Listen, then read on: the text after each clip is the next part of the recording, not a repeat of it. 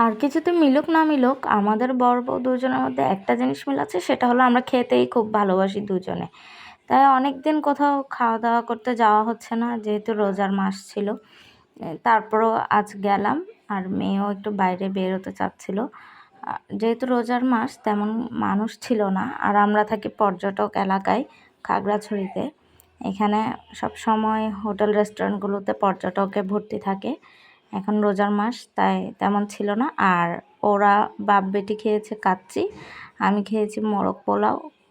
বিরিয়ানি কেন জানি ইদানিং আর ভালো লাগছে না, অনেক হয়ে গেছে। আর কয়েকটা ছবি তুলে বেরিয়ে পড়লাম। আর বর না বলে নিয়ে গেল সূর্যমুখী বাগানে। আগে জানলে আমি একটা শাড়ি পরে যেতাম কয়েকটা ছবি তোলার জন্য। যাই হোক, গিয়ে মনটা খুব ভালো হয়ে গেল।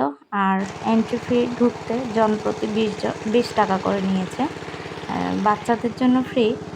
আর এটা যেহেতু মৌসুমে হয় সূর্যমুখীটা, যাই হোক ব্যবসায়ী একটু সূর্যমুখী যিনি চাষ করেছেন উনি এই সুযোগে 20 টাকা করে পেল। মন্দ নয়, ওনার উপকার হলে সেটাই ভালো। আর আমি ওখানে তেমন কোনো ছবি তুলিনি।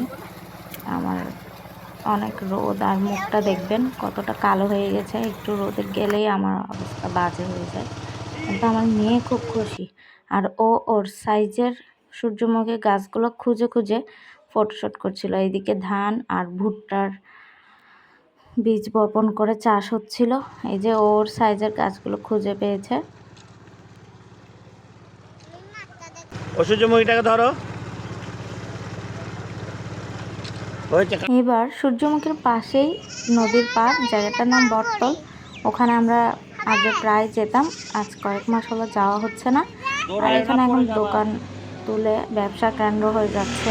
প্রাকৃতিক জিনিসটাই জানি কিছুদিন পর হারিয়ে যাবে। মনটা খুব খারাপ করছিল যে দেখে যে ওখানে দোকান বানানো হচ্ছে। এই নদীর পাড় আমার খুব পছন্দ। আর এই নদীটা আমাদের বাসার কাছেই আছে, কিন্তু ওইটা একটু দূরে, যেখানে গেছিলাম ওই এলাকাটা। এখানে এই যে গাড়ির চাকাগুলো দিয়ে বসার জায়গা নতুন করে বানানো হয়েছে। আমার মেয়ে কিন্তু খুব এনজয় করেছে, আর ও ভয় পায় যে ওখান থেকে গড়িয়ে নিচের দিকে পড়ে যাবে, কারণ এর আগে আমার পার্স ব্যাগটা ওখানে পড়ে গেছিল। বিকেলটা খুব ভালোই কাটলো ওখান থেকে।